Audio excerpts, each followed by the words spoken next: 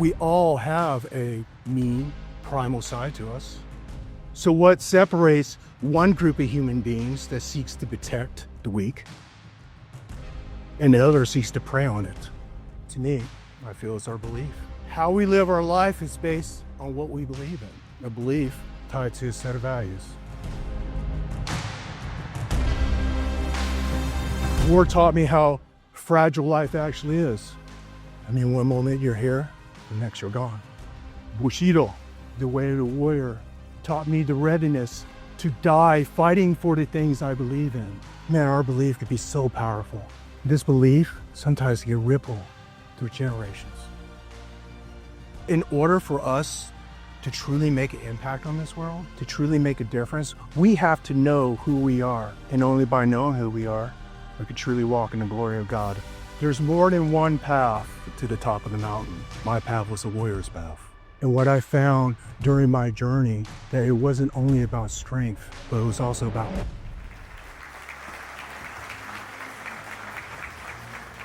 tonight, I want to share with you the story of two wolves.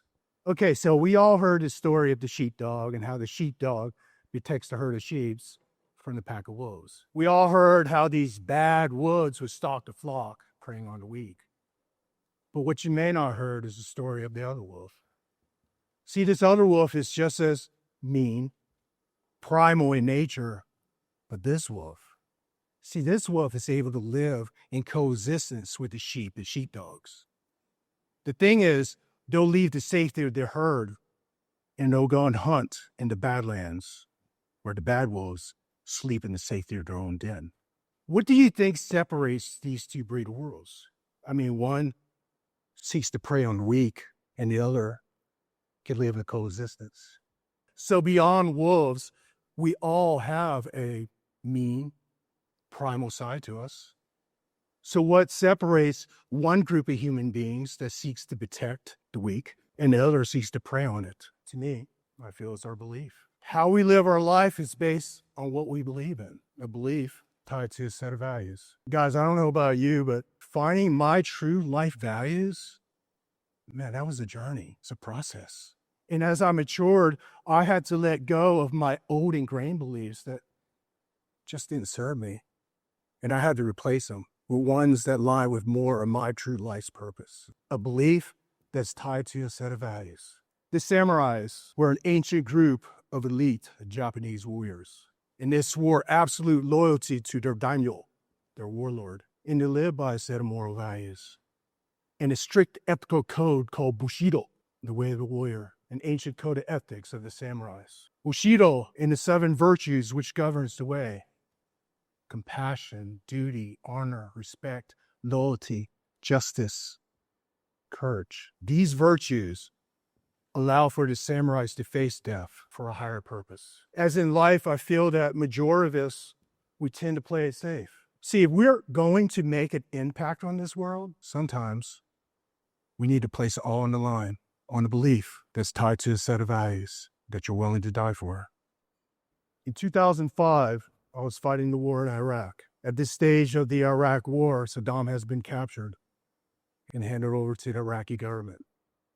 His 2 sons, Qudai and Qusay, were killed in a special operations military raid. This removal of power, it brought in a new reign of terror as Sarkawi and his army of Syrian foreign fighters set up sleeper cells in resistance to military operations. Also at that same time, the country failed a civil war between the Sunni and Shiite Muslims. Hunting terrorists came with resistance. Syrian rebels would target Americans and allied forces in their retreat and hide among civilian populations. Gunfights played out daily. Man, I'll tell you, war changes a person. I mean, I never came back the same. War taught me how fragile life actually is. I mean, one moment you're here, the next you're gone. Bushido, the way of the warrior, taught me the readiness to die fighting for the things I believe in. A belief that's tied to a set of values. And guys, sometimes I feel like, man, our belief could be so powerful. This belief sometimes can ripple through generations. In 1949, At only the age of 12 years old, my grandfather walked out of communist China after both his parents died. He was the last one remaining of his family. If he would have died, well, I wouldn't have a family legacy. See, what he did back then was not only shape our family legacy, but eventually he led us all here to America. See, if my grandfather was caught back then, he would have been sent to the Chinese labor camps where he would eventually die. As a boy, he hid during the day, walked at night alone, afraid. He slept in the wetlands, just the boy being captured. And at one point, this little boy was so exhausted and malnourished that all he could do was pass out on a piece of driftwood. And this piece of driftwood somehow drifts into Vietnam, where he was eventually rescued by a humble farmer. And this farmer raised my grandfather like his own. He taught him how to farm, work the land. He saw my grandfather grow into a man and said that he was a good man. And he offered my grandfather the only thing that this humble farmer had of value, and that was his only daughter's hand in marriage. My grandfather married my grandmother. He eventually grew up to be a very successful international businessman working in textile. They went on to have 9 children, my father being the oldest of them all. Guys, Vietnam has been a country that's always been at war. The first Indochina War from 1946 to 1954, when the country of Vietnam fought against the French colonial rule. And then the second Indochina War from 1945 to 1975, where the country split between North Vietnam, he was supported by the Russians in China, and South Vietnam, my country, that was supported by Americans. Over 2 decades of war, and then I was born. I was born in war. I lost my freedoms after a few months old. My parents and I, we lived underneath communist oppression. Any person that held any position of political or military leadership were immediately brought out to the re-education camps. These were harsh manual labor camps designed to break the will of the human being and re-indoctrinate them into more of a communist ideal. And any prisoner that fell sick or injured due to these harsh living conditions, they were quietly brought out to the jungles and murdered. Like the modern-day battlefields of Afghanistan and Ukraine, people were dying trying to leave any means possible. After the fall of South Vietnam, some left on government planes with American withdrawal. Some walked out to neighboring countries, knowing that these jungles were riddled with landmines. As for my family, we escaped by sea. There was an estimated 400,000 refugees that died at sea. And there we were, loaded up on the bottom deck of a small little fishing boat. See, to escape Vietnam by sea, first you had to get past the military guards that were patrolling the coast for fleeing refugees. Any refugees that were caught were immediately brought out to re-education camps. Next were the pirates from surrounding countries. These criminals would forcibly stop the boats, knowing that the refugees were leaving with everything they had on them. Kill the men, rape the women, and enslave the children. That they brought in more pirates from other surrounding countries of Thailand, Malaysia, Indonesia. And depending on what season you're trying to escape, the typhoon strength of a tropical storm in the South China Sea has claimed the lives of thousands. But somehow we navigated past all that, and we made our way into Malaysia, where the Malaysian Coast Guard stopped us at gunpoint. They were not accepting any more refugees. They forcibly roped our boat and pulled us back out into the South China Sea. And when there was no more sight of land, hope, they cut the line, shot the motor, and they left us there to die.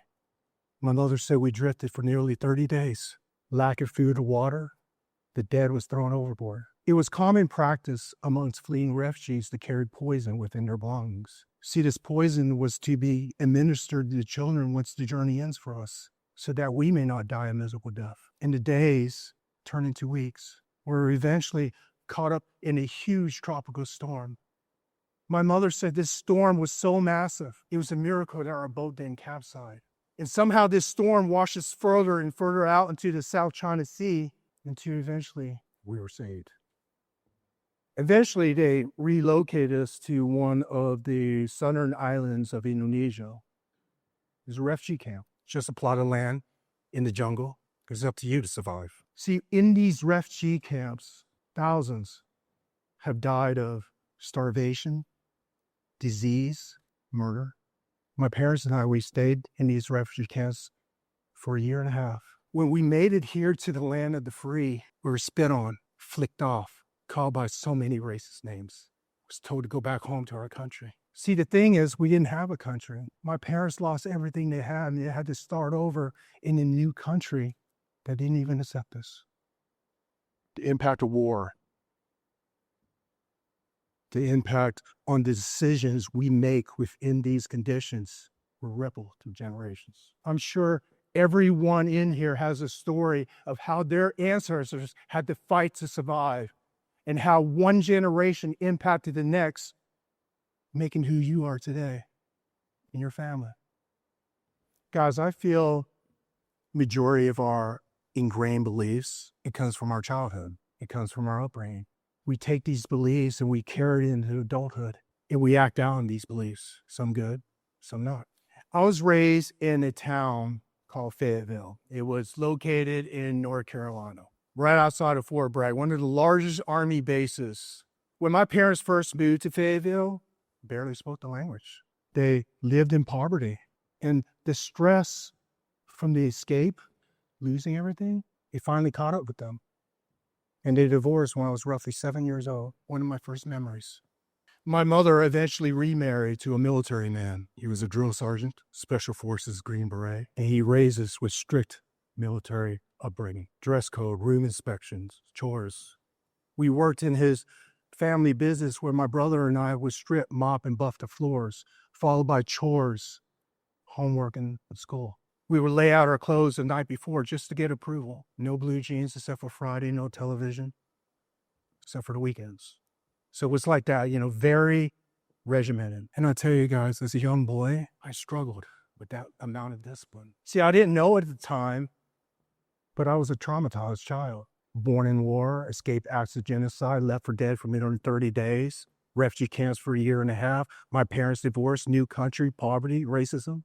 So you can see how these beliefs started to form at a very young age for me. Okay. So I was a child raised in the 80s. And if you know anything about the 80s, then you know it was a rise in action movies. And the two action movies I love were the ninja movies and the Rambo franchise. I mean, you had these ninjas that will kill these samurais by just being how secret they were. Rambo, a Special Forces Green Beret that took on a small town in Spokane with a survival knife. I know, guys, just movies. But somehow these movies show me qualities I wanted in myself. I wanted to be brave. I wanted to serve. I wanted to have muscles. But I just didn't know how to get there. I guess you could say I was raised around the Special Forces Green Berets. I mean, I was raised in Fayetteville, right outside of Fort Bragg, the training grounds of the Special Forces. My stepfather was a Special Forces Green Beret that served in one of the Special Forces Reserve units. And my uncle, he was a Special Forces officer. Our neighbors and my parents' friends, they were all Green Berets. So I knew roughly at a young age what their mission was. Their motto, De oppresso libere, translated in Latin, it means to free the oppressed, from oppressed man to free man. I knew the Special Forces was my ticket to go back into these countries and to fight for the oppressed, and to fight for the enslaved, to fight for the very people who were my parents. So it was through my pain that I found my purpose. I enlisted in the Army at 18 years old. My first duty assignment was with the 82nd Airborne as a young paratrooper. After Ranger School, I tried out for the Amphibious Long Range Reconnaissance Team, served there a few years, and then I tried out for the Special Forces. In my early 20s, I was a Special Forces Green Beret forward deployed in Okinawa, Japan, Special Forces A-Teams. Man, what a fast-paced life. I mean, they make movies about us. On the A-Teams, we had a saying, you never lived until you almost died. And for those who fought for it, life has a flavor the protected would never know. I started out my career on the A-Teams in Okinawa, Japan. And being a forward deployed Special Forces Battalion, you are the crisis response force for the continent of Southeast Asia.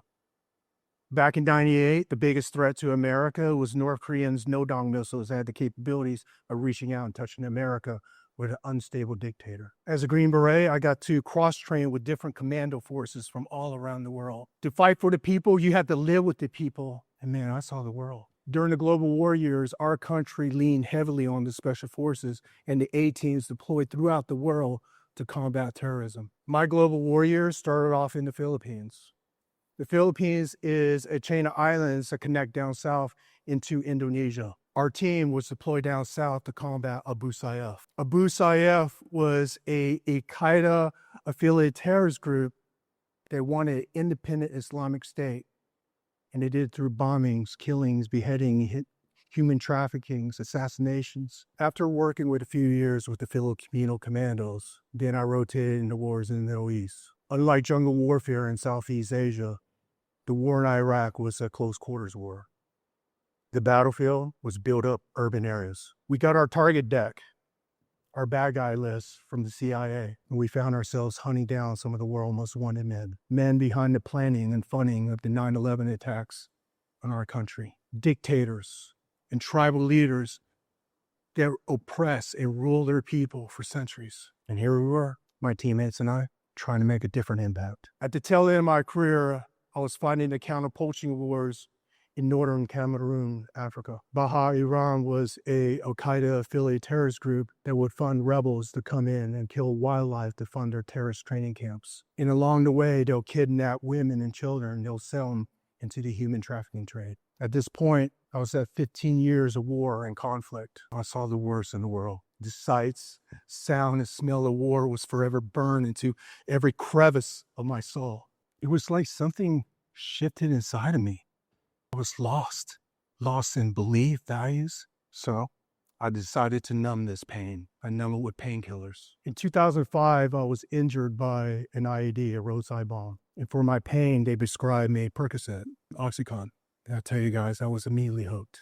I felt the euphoric of this drug that it numbed me from the pain of lost teammates, hate, war. It numbed me so well that it made me into a drug addict. I tell you, Oxycontin, man, it's such a powerful drug. And it has a fast way of pulling you straight to the bottom. My last mission was in South Africa, working with the United States Secret Service counter-assault teams, protecting one of our former presidents. From the outside, I was this confident, experienced Green Beret, sought after by many. But on the inside, I was a drug addict, barely holding my marriage together, lost in my beliefs and values. So after 15 years of war, 27 countries, and 23 years of service, I retired as a decorated Green Beret with no purpose.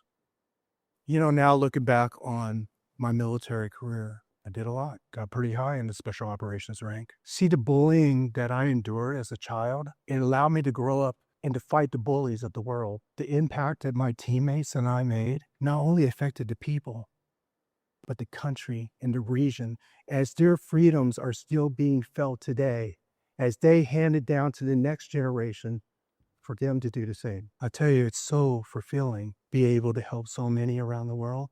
On the A-teams, you deal with humanity at a life and death level. And working in this distance and time changed me internally. On my retirement day, everybody thought I had it all.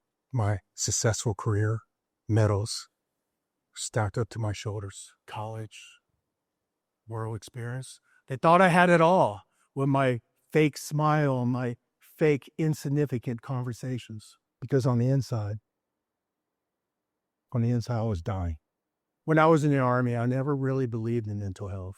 I mean, we were always taught to have a tough mind, to adapt and overcome in any given condition. I mean, mental health was even a thing in the Army until the tail end of my career. And at that point, I started to notice higher suicide rates amongst the A-teams and combat veterans. So I knew I was facing a different type of war, an internal war. See, the internal war is fought in the solitude of your mind. It's fought when nobody else is around. The traumas from war, traumas from my childhood, they finally caught up with me. So I decided to numb it with more painkillers. Lost.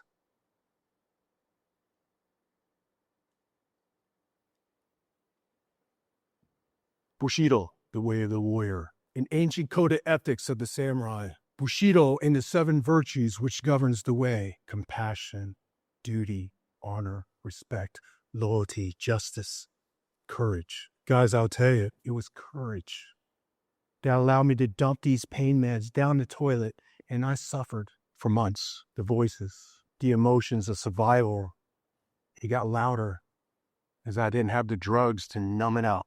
I tell you, withdrawals was so difficult as my body fought to return back to normal.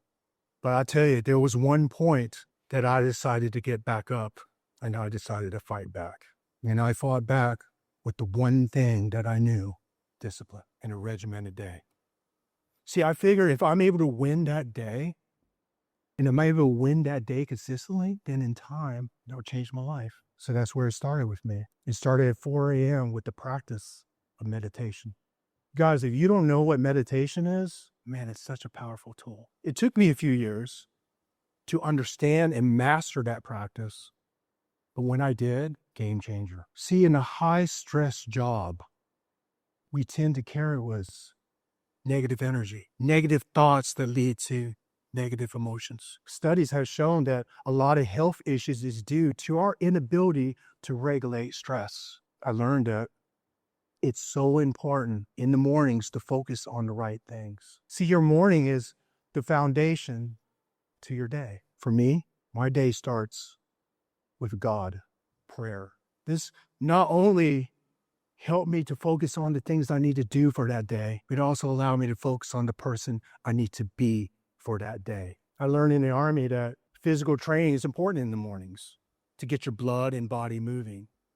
See, stress is due to our inability to regulate it. I mean, you can reduce anxieties just by changing your physical state. So it was through prayer, meditation, and physical training was how I was able to overcome a lot of the mental health issues that our combat veterans and first responders are facing today. See, I feel as a culture, we tend to suppress our emotions, and we do it through drugs, alcohol, sin. We fight to push down our emotions, and in doing so, we suffer.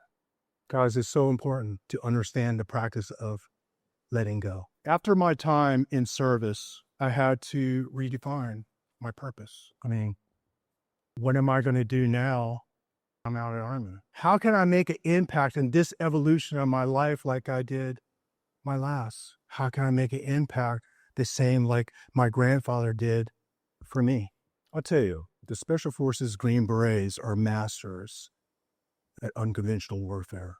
You put in a 12-man A-team and we can quickly recruit, organize, and train armies. Armies trained in unconventional warfare. Armies that can quickly cut off lines of communications, contain and isolate, and overthrow an existing country. So I figured, how hard would training civilians be? So that's where it started with me. It started with my wife and I traveling across America, teaching law enforcement, military, and law-abiding citizens to better protect themselves and their family. I decided that this evolution of my life, I wanted to be a teacher because I knew my lessons would impact the lives of others. And by helping others, I found fulfillment. And fulfillment led me to my purpose after my time in the military. To this day, I still get up at 4 a.m., prayer, meditation, physical training. And along with working on myself, I would also work with my wife as we entrepreneur our company, Ronin Tactics. And with my team of engineers, I'm able to take my 23 years of military experience, design, engineer, and manufacture tactical equipment. Tactical equipment, I'm proud to say, is being utilized by some of the world's most elite forces, make an impact. During my global war years, we had to find, capture, and kill some of the world's most wanted men. And during this process, I had to learn low-vis reconnaissance, which required me to have to learn photography and videography. See, I was that guy taking a picture of a bad guy's house, hovering from a helicopter a few miles away. I would drill little holes on the side of a door vehicle, and I'll install pinhole cameras so I can get intelligence and atmospherics of the area of interest. I would take a picture of a bad guy's face, crop it, compress it, encrypt it, and send it through secure satellite comms. When we first started our company, I utilized that same training to take a picture of a product, crop it, compress it, and put it on my website. And as my wife and I were traveling across America, I would manipulate the ISO, shutter speed, and aperture of a digital SLR, and I'll hand that camera to my wife as she records me teaching And later on, I'll process that video and I'll post on our social media. And now we have 1 million followers following us from around the world, making an impact. I tell you guys, it's such a blessing be able to build a brand with my wife, a brand that I can express who I am, my philosophy, my mindset, my martial arts, my gunfighting tactics, my love for the world and the culture, a brand that eventually became a popular video game character. Ronin is a downloadable video game character from Call of Duty Modern Warfare. Players from all around the world will drop in as their avatar on this online battlefield called Warzone. And Ronin will run around Warzone and hack up other players with a washi-tashi samurai sword. When developing this character with the creative team, they capture my martial arts. They capture my image, my body. And they asked me about the code of Bushido, the way of the warrior, and the teachings of 5 rings by Mirumoto Musashi. It's crazy, guys, to think that this ancient code of ethics, it came to me when I was 9 years old. And these same ethics are being shared in one of the most powerful video game platforms in the world. Make an impact. Guys, I want to share with you one person has made such a positive impact in my life, and that's my wife. What an amazing human being. You know, in our youth, she would work, finance, and put herself through college, eventually graduating with honors with a master's degree in business and accounting. She would start over again every few years with new friends, new career, as the Army moved us around the world. I remember when she was going to college, I would have to wear earplugs because she'll type away at some term paper like 3 o'clock in the morning. We were dating when America was attacked, and she endured all of my war years. She endured a whole career of continuous deployments, secret assignments, special missions. And when my war year was done and I found myself broken, she was there picking up the broken pieces.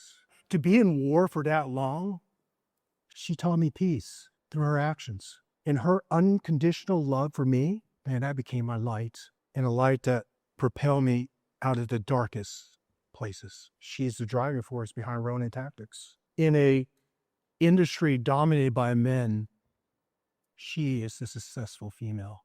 I'm proud of my wife and all of her accomplishments. She's a role model to entrepreneurs, donates her time to helping our veterans, active military, first responders. But guys, I'll tell you, the best thing about working with my wife is I don't only get bossed around at work, I get bossed around at home too.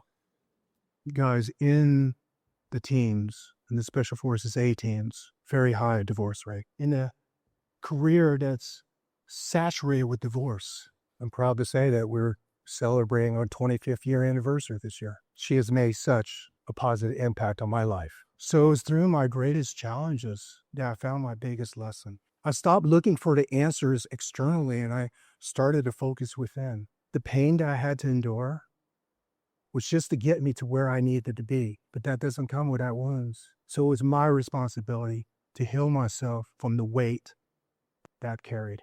I realized that healing from my warriors, and that was a journey.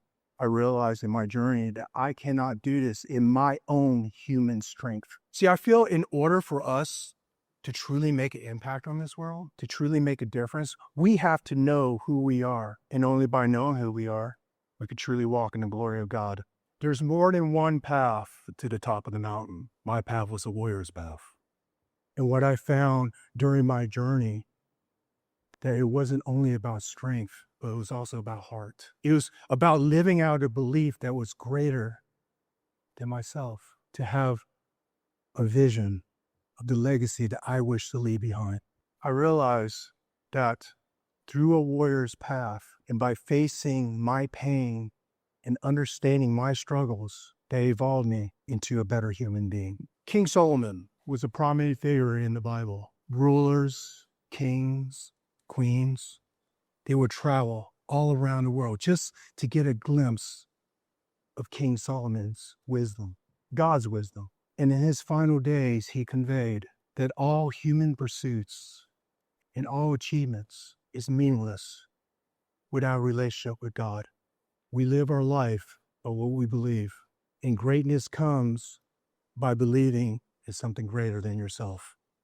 Tonight, as we sit here underneath the moon, stars, and heaven, may we reflect on our commitment and the vision and the legacy that we wish to leave behind once we're gone. Commitment to ourselves, commitment to the world and the people around us, service to God, country, community. And by understanding this, we live in the glory of God.